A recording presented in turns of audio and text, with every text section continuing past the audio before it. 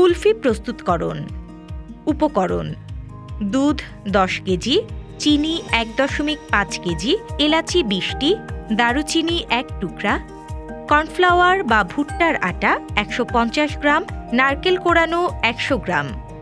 প্রস্তুত প্রণালী: 250 গ্রাম তরল দুধে 150 গ্রাম কর্নফ্লাওয়ার খুব ভালোভাবে মিশিয়ে নিতে হবে। পাতিলে দুধ, চিনি, এলাচ, দারুচিনি ও কোড়ানো নারকেল মিশিয়ে জাল দিয়ে 10 কেজি দুধ 5 কেজিতে ঘন করে নিতে হবে। ঘন দুধের মধ্যে কর্নফ্লাওয়ারের মিশ্রণ ঢেলে দিয়ে 2 থেকে 3 মিনিট জাল দিয়ে দুধ চুলা থেকে নামিয়ে নিতে হবে।